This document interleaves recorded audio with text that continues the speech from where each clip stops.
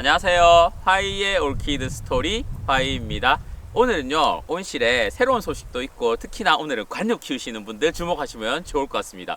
제가 난초 키우면서 난채라는 농장 가가지고 이렇게 농채하는 문화가 있거든요. 그거가 이제 관엽 시대도 열렸더라고요. 대박난 게 하나 있는데 소개시켜 드리겠습니다. 지금 해가 되게 쨍쨍한데 저기 803 한번 보세요. 눈이 와가지고 여기 다 녹았는데 동봉, 소봉 중간에 레이더 기지가 있는데 중간에 84태권 부위가 올라온다는. 자, 그럼 온실로 가보실까요? 따라오세요.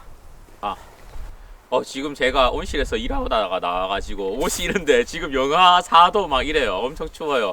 아침에는 영하 6도까지 내려갔다가 이제 완전 영하인데 뭐냐? 드디어 제가 온실 만들고 3년 만에 수도가 저기서부터 이렇게 쭉 내려와요. 수도가. 네, 온실 입구에서부터 포크레인 지나간 자국 나죠. 수도가 이렇게 들어와서 온실로 이렇게 들어옵니다. 지금 수도 아침에 테스트 한다고 불짜고. 야! 한번 들어가 볼까요? 온실 들어오니까 좀 살겠습니다. 아이고, 얼마나 추운지 밖에. 네, 우선에 제가 난초 키우시는 분들한테 팁을 또 한 가지 알려드리고 또 이야기를 해야 되겠죠? 먼저 요거 한번 보여드릴게요. 요거 한번 보세요. 이거 보면, 코코 일로 와봐. 잎이 이렇게 중간에가 이거 좀 이렇게 노랗죠? 이거가 햇볕이 너무 세서 그래요. 원래 저 안쪽에 걸어놓고 키우던 녀석을 제가 분촉하면서 요 위에다가 올려뒀는데, 이렇게 올려뒀는데, 이때 겨울에 이제 햇볕 좀 보라고 제가 여기 차광 있죠? 위에.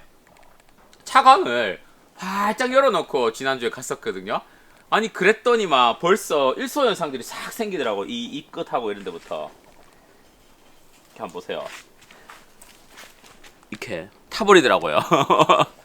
그래가지고 다시 그늘막을 한 50% 정도 다시 한번 쳤습니다. 이렇게. 그래서 여러분들에게도 팁을 하나 드리면 동남향 아파트 있죠. 한 개도 가리는 데가 없는 동남향 아파트는 겨울에는 뭐 커튼 치거나 이렇게 할 필요 없어요. 창을 활짝 가릴 거 없이 열어서 채광을 확실하게 들어오게 하면 좋아요. 그래서 어차피 아침에 한 8시경부터 해가 들어와가지고 8시, 9시부터 해가 들어와가지고 한 2시까지 밖에 안 들어오잖아요. 그래서 오전 햇빛 충분히 받으면 문제가 없어요. 근데 남향 아파트들은 좀 조심해야 돼요. 남향 아파트 같은 경우에는 제가 이사를 가가 지금 정남향이거든요. 남향 아파트 빛이 너무 세요. 낮에 해가 직방으로 들어오고 특히 오후 빛이 직방으로 들어오기 시작하면 탈 수가 있거든요. 그런 경우에는 블라인드나 커튼을 살짝 쳐서 이제 겨울이지만 100% 햇볕을 주는 거는 위험하답니다. 조심하시고요. 그리고 제가 정말 좋아하는 왈케리안 하나 알려드릴게요. 지금 온실 안에 물방울 개체라든가 이런 것도 피어 있는데 피치세라라든가, 근데 이 녀석은 피치세라가 아닌 녀석 중에 가장 좋아하는 녀석이에요. 이제 피고 있거든요. 한 다음 주나 돼야지만 제 모습 필 것 같은데 이게 완전히 반듯하게 펴서 정형화로 피고 그 다음에 여기 색깔도 페롤라로 예쁘게 들어가거든요. 아이고, 손에 흙이 맡겼습니다. 그래서 다음에 예쁘게 피면 한번 보여드릴게요.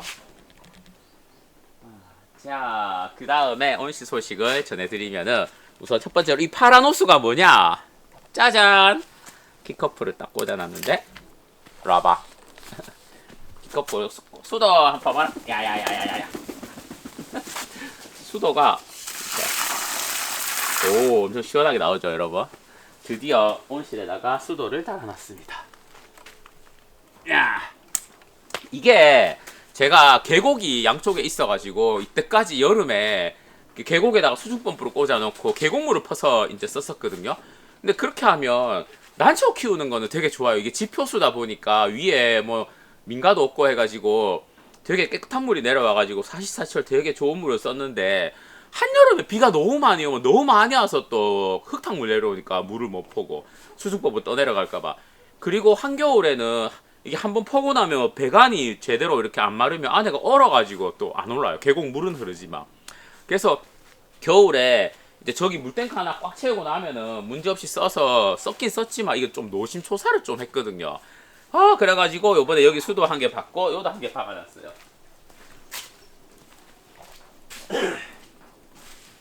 여기다 하나 박아놨어요. 네. 네, 수도를 일단 이렇게 여기다가 또 하나 박았습니다. 와! 아, 여러분 이거 한번 보세요. 이거는 안셉스라고 하는데 이거 한번 보여드릴게요. 예쁘죠? 꽃대가 길게 이렇게 올라와가지고 끝에서 꽃이 피는데 여기 보면은 꽃에 여기 페롤라가 들어가 있죠? 살짝. 네. 좀 안셉스 중에서는 제가 좀 좋아하는 녀석이에요. 이것도 한번 보시겠어요? 이거 한번 볼까? 이거 들러붙어 가고 안 빠진다. 네가 일로 와야겠다. 확대. 이거는 로디게시 세룰렌시스라고 해가지고 세룰레아처럼 보라색이나 아주 연한 녀석을 세룰렌시스라고 한답니다. 이게 바로 세룰렌시스예요. 멋지죠? 되게 우아하죠? 자, 그러면 오늘 제가 본격적으로 하고 싶었던 얘기를 한번 해볼게요. 일로 따라와 보세요, 여러분.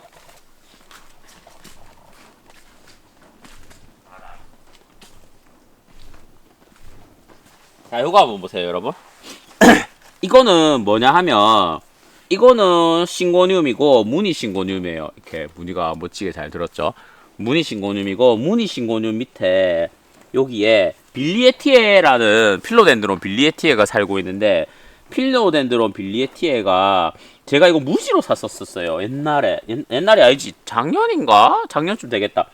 꼬맹이 요 없는 거 밑에 하나 둘 세 장 입장 세 장짜리 요 꼬맹이를 10,000원인가 그렇게 해가지고 10,000얼마 정도에 샀은 그 기억이 나는데 그렇게 해서 빌리에티에를 하나 샀다가 이거를 땅바닥에다가 딱 심었거든요. 땅바닥에 딱 심었는데 아니 여러분 이거 한번 보세요. 짜잔. 이거 지금 최고 요번에 새로 낳는 신엽인데 신엽에서 이거 보면 이렇게 무늬가 보이세요? 무늬가 났어요. 무늬에 지금 여기가 보여요 이렇게. 근데 그 전에 났던 잎을 보면은 이렇거든요. 그래서 처음에는 이거 보고 제가 햇볕에 탔는 건가 이런 거 보니까 무늬인데 이거라는 생각이 들어서 야 이거 한번 지켜봐야 되겠다. 너무 신기하다. 라고 해가지고 그 다음 잎을 보니까 완전히 무늬가 키메라가 발현되었습니다. 여러분 너무 신기하죠? 근데 이거가 되게 중요한 거를 시사한답니다. 제가 저쪽 가서 얘기를 해드릴게요. 여러분 이거가 뭐냐 하면은 석곡이거든요. 덴드로비움 모닐리폼이라고 해가지고 일본에서는 장생란이라고 해요. 그리고 우리나라에서는 그냥 석곡이라고 하는데 요거 한번 보여드릴게요. 요게 우리나라 석곡인데 무지죠? 이렇게 얘의 모주는 무지였었어요. 무지 한 서너 촉 되는 걸 제가 키우다가 어느 날 보니까 무지에서 이렇게 변이가 찾아왔더라고요. 그래서 그 변이를 따다가 키웠는데 이렇게 됐어요. 이게 바로 키메라 현상이라고 해서 무늬가 발현되는 과정인데 키메라에 대한 부분은 인터넷에 검색해보면 정말 많기 때문에 지금은 제가 뭐 그거를 설명드리고자 하는 건 아니고 사실 키우다 보면은 이렇게 무지식물이라도 이렇게 화려한 무늬가 나오는 경우가 있거든요. 그러니까 이렇게 뭐 몬스테라 알보라든가 그런 것들이 시중에 이렇게 되게 홍보가 많이 되었겠죠. 태어났겠죠. 근데 제가 하고 싶은 얘기가 뭐냐 하면 침이라는 게 몇 가지 단계가 있어요. 처음에는 극소수의 사람들이 정말 순수 취미로 내가 인스타를 본다라든가 아니면 내가 해외를 갔는데 너무 예뻐가지고 그걸 어떻게 득템을 해갖고 왔어요. 득템을 해갖고 와서 자기 혼자 아름아름 키웠어요. 그게 뭐 돈이랑 관계없죠. 저 같은 사람은 카틀레아 정말 너무 좋아가지고 한 10여 년 전쯤부터 해외 돌아다니면서 그 다음에 정상적으로 수입도 한두 개씩 해보고 그렇게 해서 지금에 이르렀는데 그렇게 하다 보니까 이제 많은 사람들이 찾게 된 거예요. 조금씩 취미가 늘며 많은 사람들이 찾게 되면은 그 다음부터는 어떤 단계에 진입하냐 하면 시장이 형성돼요. 바로 상인들의 등장이에요. 상인들이랑 농장에서 이게 식물이 돈이 좀 되네 싶으니까 그때부터는 해외에서 막 수입을 하기 시작하거든요. 해외에서 막 수입을 하기 시작하면은 그 다음에는 그게 대중화가 되겠죠. 근데 대중화가 되면은 많은 취미인들이 남이 가지고 싶지 않은 걸 가지고 싶어요. 대부분 그래요. 그러면 남이 가지고 싶지 않은 거라는 거는 바로 무늬를 찾고 싶어 하는 거예요. 근데 저는 꽃을 좋아하는 화해를 좋아하기 때문에 꽃이 특이한 걸 좀 즐기는 편이에요. 저는 꽃이 특이한 걸 좀 즐기는 편이고 무늬를 그렇게 즐기지는 않은데 기왕이면 다 엉치마라고 그래도 무늬가 나면 좋잖아요. 그래서 다시 한번 내용을 정리하면 처음에는 취미가 어떻게 아름아름 한두 개 키우다가 그 다음에는 이게 이제 예쁘다 하시는 분들이 늘면은 상인들이 수입을 하기 시작하시고 야야 잠깐만 내 아름 아야 귀찮게 자꾸 졸로 가 있어. 상인들이 수입을 하기 시작하고 상인들이 수입을 하기 시작하면은 이제 취미가들이 남들이 가지고 싶지 않은 거를 갖고 싶어하고 그러다 보면 꽃이 됐든 잎이 됐든 무늬종을 찾게 돼요. 그러면 무늬종이 처음에 수입될 때는 가격이 어마무시하게 비싸겠죠. 근데 어마무시하게 비싸지만 취미가들의 특성이 뭐냐 하면 비싸더라도 갖고 싶은 게 대부분의 사람들이 심리예요. 그러다 보니까 많은 사람들이 무늬종의 그 개수는 적은데 많은 사람들이 점점 많이 찾다 보니까 무늬종들의 가격이 천정부지로 오르기 시작하는 단계에 들어가요. 그러면 식테크라는 게 다시 또 유행을 하게 되면은 이게 돈 되더라 해가지고 또 더 많은 사람들이 유입이 돼요. 근데 거기서 잘 해야 돼요. 그 식물계나 취미가 망하느냐 안 망하느냐는 그 단계에서 결정돼요. 대부분은 그 단계에서 망하거든요. 왜냐하면 이제부터는 거품이 막 생기기 시작하다가 많은 사람들이 너도 나도 무늬종을 가지다 보면 가격이 쭉 떨어지겠죠.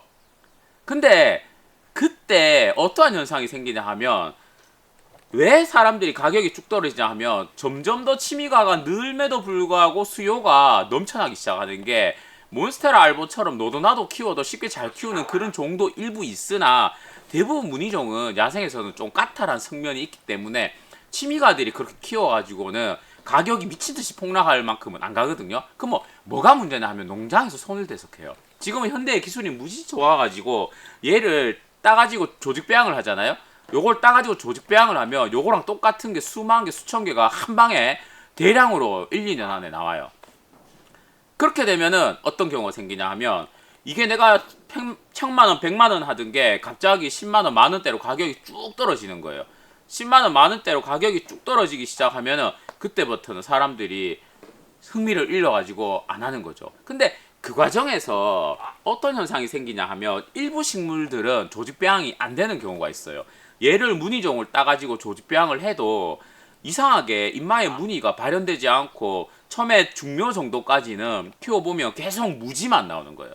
무지만. 근데 그 무지지만 얘는 부모 형질에서부터 키메라라고 하는 유전적 변이의 특성들 일부 가지고 있는 녀석들이 있거든요. 어렸을 때는 무지였는데 크다 보면 아니면 환경에 의해서 키메라가 발현되는 경우가 있어요. 아까 전에 제가 본 그런 경우. 얘도 마찬가지예요. 그래서 키우다 보면 이제 무늬종을 얻게 되는 거죠. 근데 이제 전 난초하잖아요. 난초하는 사람들끼리는 눈 좋은 사람들은 경험 있는 사람들 잎을 딱 보거나 보면은 얘가 키메라의 발현 가능성이 있다 없다를 어느 정도 짐작할 수 있는 사람들이 있어요. 그런 사람 어떻게 하겠어요? 그런 사람들은 이미 수천만 원, 수백만 원 하는 난초를 사기보다는 농가에 가가지고 무지 잎들을 쫙 보는 거예요. 무지 잎들 딱 보면서 그 중에 연한 하나의 호가 끝에 살짝 걸쳐진다라든가 서반이라고 해도 하얀 게 싹 걸쳐진다라든가 그런 뭔가의 특성이 딱 보이잖아요. 그러면 한번 싹 들고 오는 거예요. 단돈 1,000원에 들고 와가지고 키워봤더니만 이렇게 돼. 그러면 이건 어떻게 되죠? 세상에는 없는 나만의 키메라, 나만의 무늬종이 되는 거예요. 아까 그런 빌리에티에도 그런 경우인 것 같아요. 그래서 이제는 제가 생각해보건데 관엽도 옛날에 이제 농장에서 대량으로 조직배양을 했거나 그렇게 하면 이제 우리 같은 사람들 취미가들이 농장에 놀러 가가지고 아는 사장님 있으면 놀러 가가지고 한번 싹 보고 나면은 이제 무늬종이 발현할 수 있는 키메라에 끼가 있는 그런 녀석들을 득템을 하잖아요. 그래서 한번 키워보는 거예요. 아니면 꽝이고 저렇게 무늬가 나오면 대박이고 그렇게 난초 취미는 발전하고 있습니다. 관엽도 아마 난초를 따라오고 있다 보니까 아마 관엽은 쫙 올라오다가 갑자기 폭망하는 이렇게 좀 경향들이 좀 있긴 하지만 그래도 아마 일부 취미가들은 저처럼 이제 난초처럼 이제 무지에서 이제 무늬를 뽑아낼 수 있는 그런 취미도 한번 해보시면 좋을 것 같습니다. 제안 드립니다. 네, 이상 화이였습니다. 안녕히 계세요.